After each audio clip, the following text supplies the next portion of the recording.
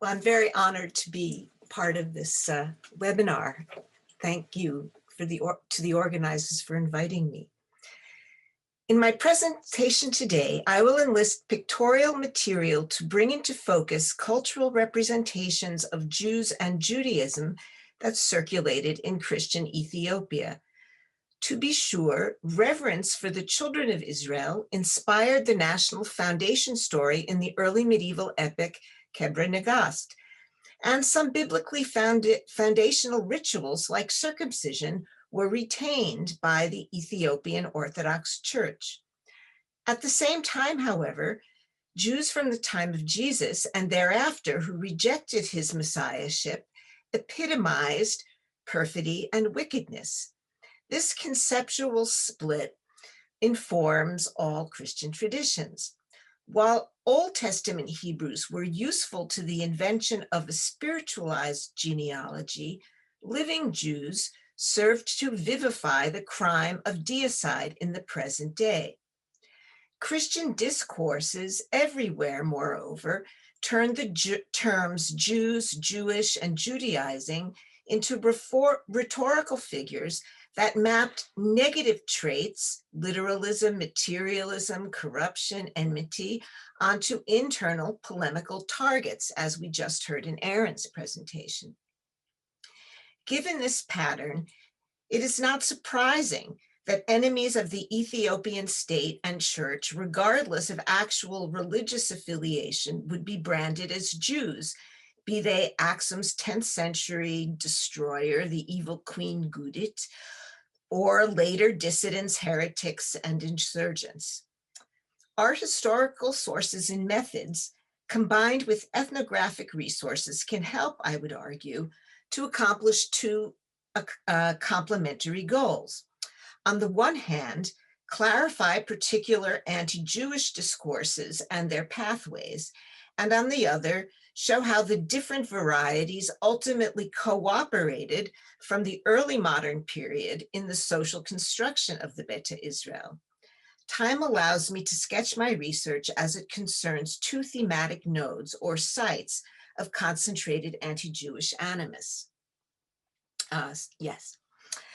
Not unlike the reductive association of Jews with the filthy lucre of money lending in medieval and early modern Europe, the collective identification of the Beta Israel with the despised trades of pottery and above all ironworking lies behind the propagation of a nexus of anti-Jewish themes. Consider first the dehumanizing trope of the hyena. Accounts by missionaries and other travelers published between the 1830s and 1930s relate the pervasive popular belief that Jews, as Buddha, with malevolent intentions against their neighbors, embodied the essence of the hyena into which they morphed at night to feed on corpses or on their victims' blood. And Buddha can refer both to a magic power roughly akin to evil eye and to the sorcerer who possesses this power.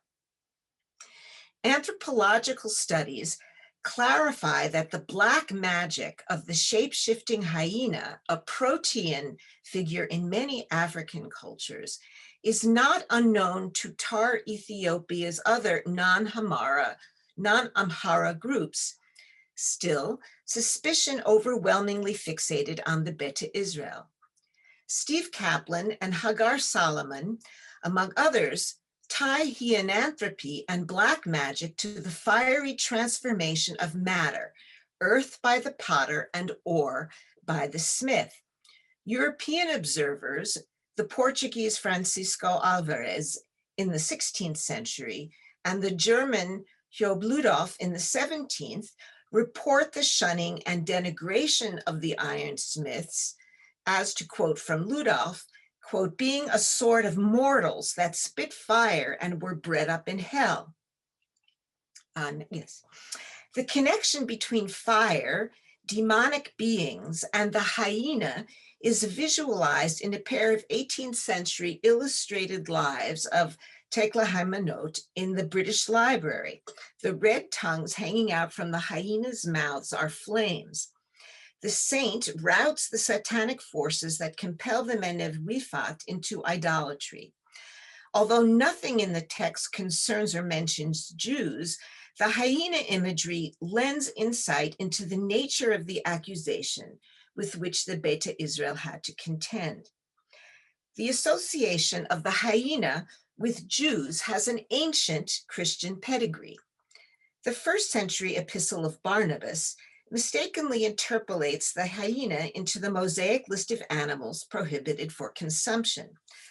The hyena naturally warranted its assignment in the category of the unclean, not only on account of its carrion feeding, but also on account of its supposed perverse hypersexuality. According to classical lore, the animal whose bestial cries resembled the human voice, in addition, alternated between male and female.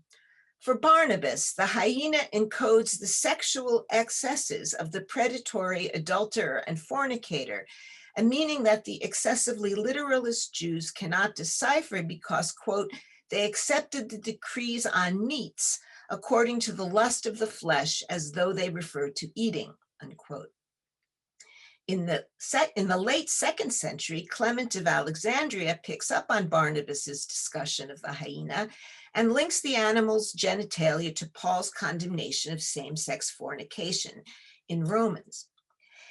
He then goes on to further cite the sole scriptural passage specifically mentioning the hyena, the Septuagint version of Jeremiah 12:9.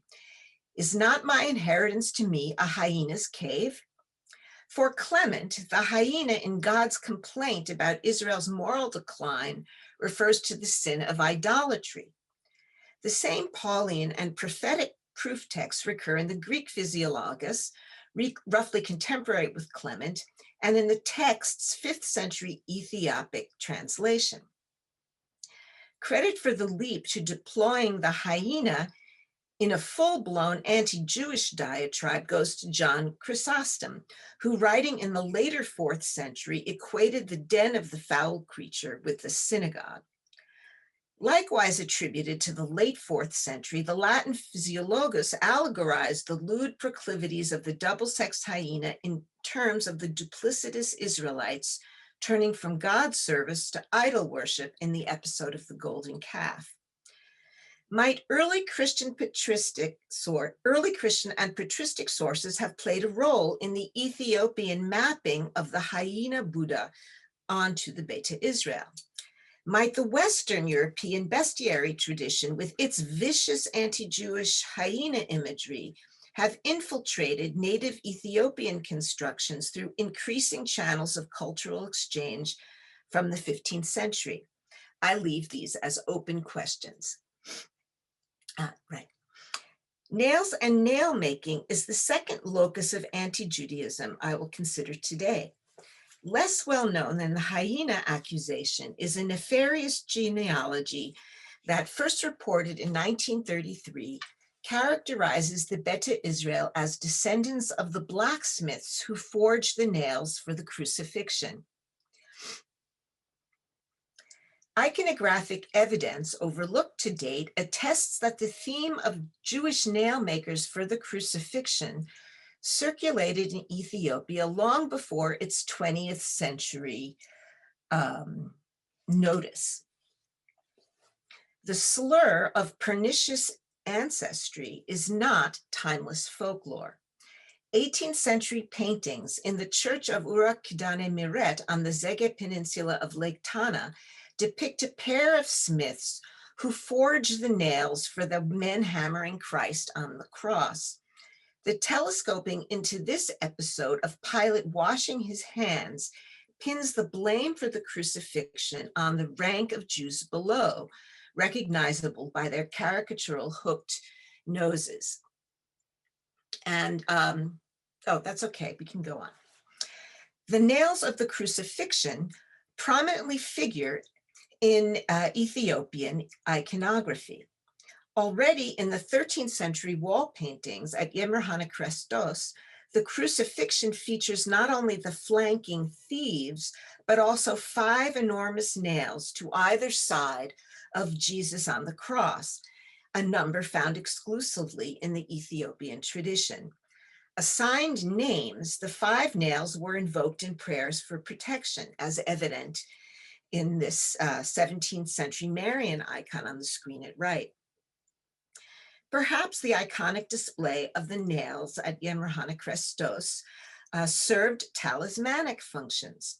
Altogether missing from the scene, it is important to note, are any figures of inimical actors. Their absence is all the more salient in light of a devotional text of uncertain date that has the Virgin lament the cruelty of the Jews driving 5 nails into Jesus's naked body.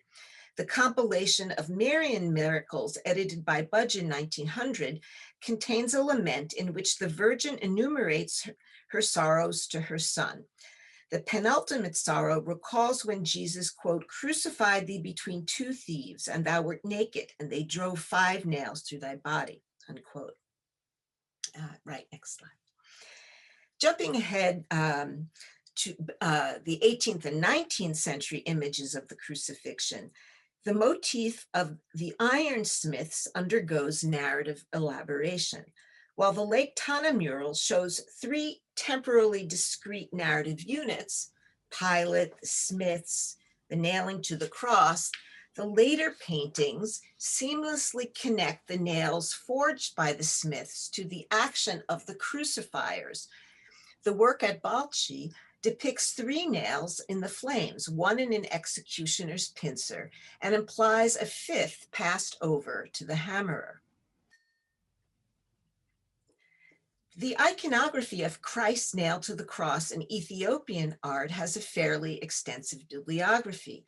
Hugo Buchtal and Jules Leroy in the 1960s, Jacques Mercier from 1999, Claire Bosque-Tessé from the early 2000s, and most recently Jean-Michel Massing from 2017 have all discussed the European models behind the appearance of the nailing in the Ethiopian repertory. A version of the nailing scene in the British Library manuscript Oriental 510 mediates a Dürer print via the Evangelium Arabicum.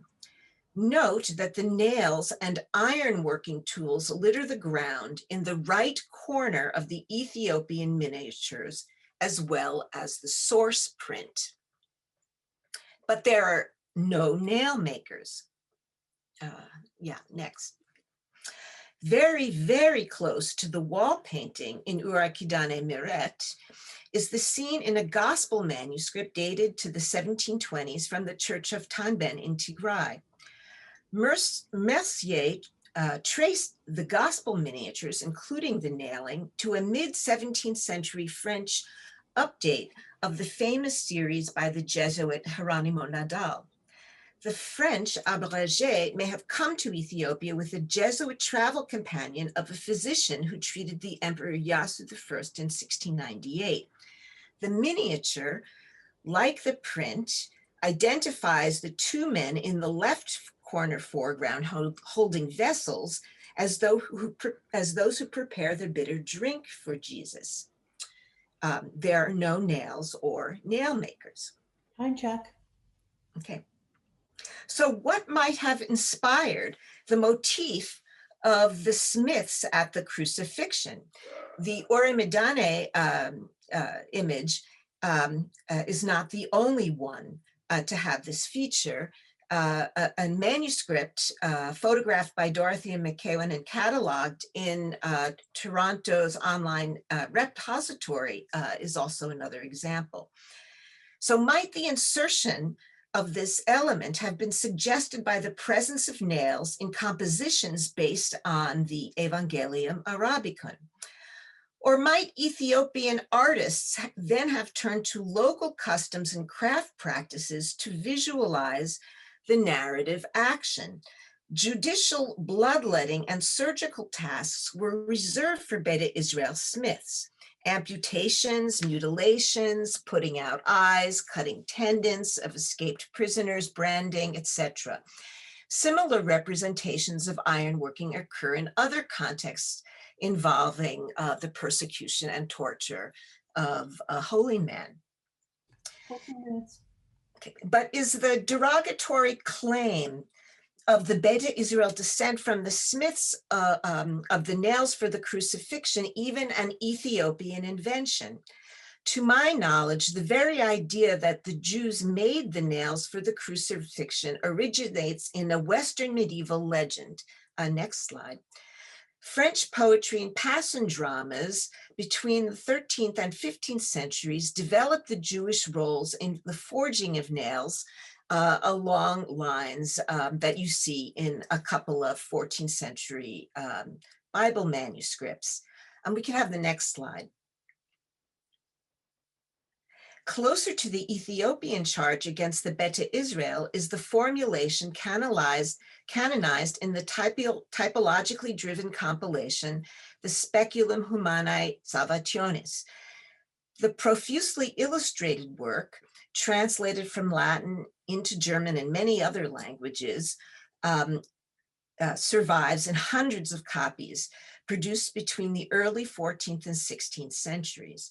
Chapter 23 juxtaposes the nailing of Christ to the cross with the forge of Tubal-Cain, archetypal blacksmith whose hammering sounds inspire his brother Jubal to song. Jubal's melody prefigures Christ's praying, while tormentors drive nails through his flesh. Tubal-Cain signifies the Jews because they had invented nailing versus binding as the means of affixing someone to the cross.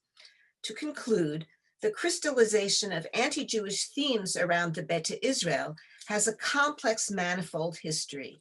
Sorting out the inheritance of rhetorical habits endemic to Christian polemics, the reception of Catholic visual culture, and local adaptation of these resources will take more work.